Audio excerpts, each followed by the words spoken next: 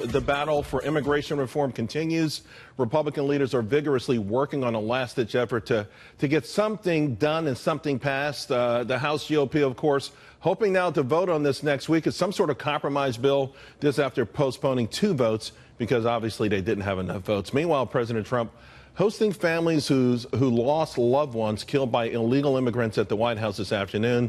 And he's making these comments on our weak immigration laws. As a result of sanctuary city policies in fiscal 2017, more than 8,000 criminal aliens. These are really hardcore criminal aliens. Were in police custody and were released because of our weak laws, weakest in the world, weakest in the history of the world. Here now to discuss Rick Ungar, Sirius XM Still and Ungar host and Forbes senior political contributor. Joe Borelli, New York City Council Minority Whip, former Trump New York campaign co-chair. And Ned Ryun, American Majority CEO, is a contributor to The Hill. Also, of course, former Bush 43 presidential writer. Ned, I want to start with you. It doesn't seem like the Republicans can get their act together. We'll see what happens. President Trump, in fact, earlier today, more or less throwing his hands up, not only with the frustration with the Republicans, but even if they finally do get their act together, more than likely they couldn't get any sort of support from the other side of the aisle.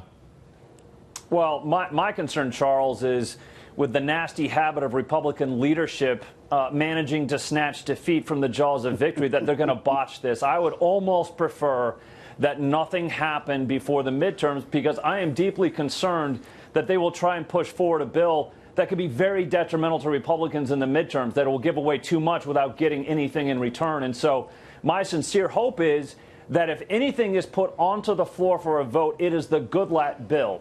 And if it's not going to pass, at least have an up or down vote to put people on the record as to where they actually stand on the Goodlatte bill, because that is the only bill that is acceptable to the base.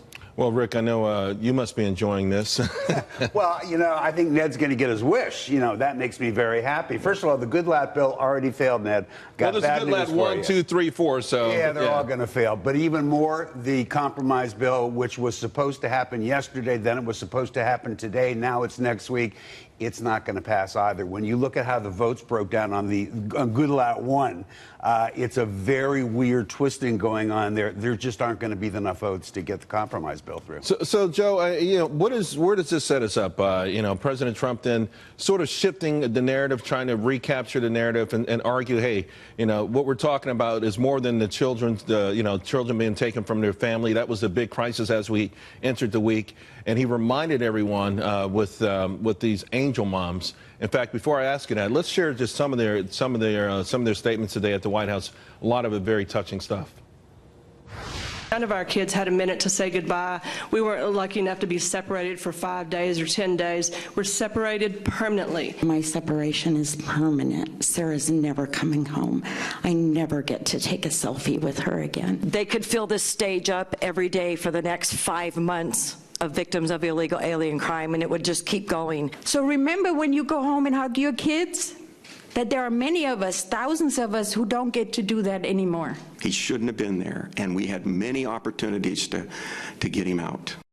That last mom, Sabine Durden, she brought tears to my eyes. Yeah. She really did. She said she contemplated committing suicide. You can never understand the pain of losing a child, but particularly when perhaps if we had laws in place, it may have not have ever had to happen. When we talk about the victims of illegal immigration, Democrats and the media seem to almost always focus on people caught up in the system that's sometimes unfair, and they forget 99 out of 100 times about these families who have faced permanent separation. Instead of covering these families, which you never see unless Trump has them in front of a camera, they're trying to doctor photos to shape the narratives to their own agenda, and they're trying to sanitize the Barack Obama record on the same issue, which was equally, if not more, appalling. Rick? Yeah, I mean, there's so much here. It's just getting to be overwhelming. I do have to respond. There were incidences in the Barack Obama years just like this. It was different. What was appalling were the unaccompanied minors and how they were being kept. And you're absolutely right. They should have taken way more heat for the way they treated those kids.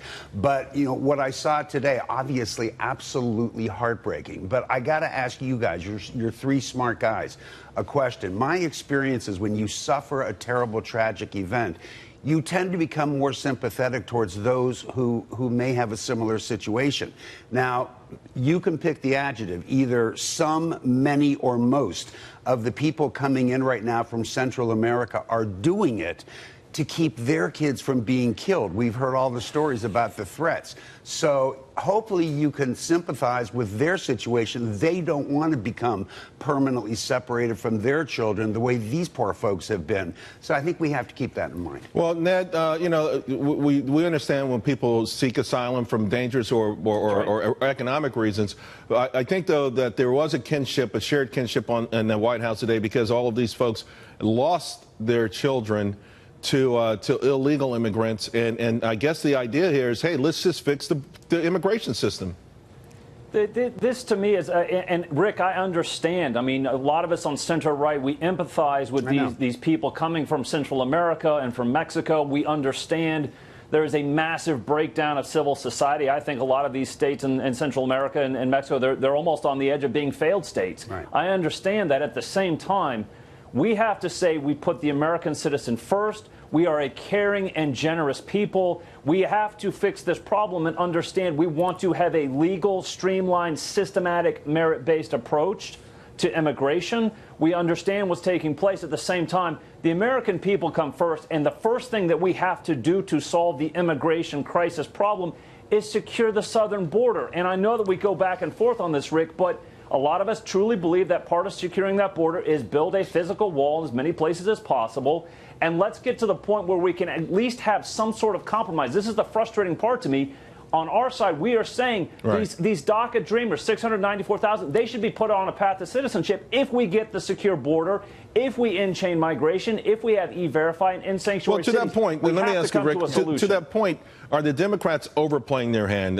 You know, to me, it's clear overall they probably had a big public relations victory this week. But are they overplaying their hand? I mean, you've got a mayoral candidate in New York City saying abolish ICE, but she's not the first one. It's not just Cynthia Nixon. I'm shocked that I went to research, and all year long, progressives have been pushing the idea that we shouldn't even have a border patrol or even immigration services. You know what? They may be overplaying their hand, but the problem here is that both sides keep playing a hand. Let's talk about what's right. Can we, for 5 minutes, put aside the usual, the Democrats... Well, we got 30 seconds left in the segment, so we can't do it for 5 minutes. Okay, for 30 seconds. I mean, just enough with it, these politicians. I'm ticked off at my side. I'm ticked off at your side. One quick proposal. Why can't we have a summit with Mexico and the other safer Central American countries to work out how to distribute these refugees? We shouldn't. Well, you know, here's the irony, though. President Trump almost said the same thing, Joe, because he tweeted out about Mexico's tough border security, tough asylum laws. I mean, they're much more rigid than we are. And Canada is much more rigid. They have a merit-based system already. And the leading Mexican presidential contender just said he'd like to basically allow all immigrants from Central America to not stay in Mexico, but to pass through to come to the United States. That's right. Just to jump on his point, Democrats didn't take a deal when it was DACA without the border wall, without border funding. If they're not going to take that deal back in February, it just proves they want nothing short of open borders. All right, or that it's just, you know, it's better. Or they just think it's such a great political PR thing, political tool that it works in elections. I don't know any Democrats. Maybe Nancy Pelosi wants open borders. Let's leave it there.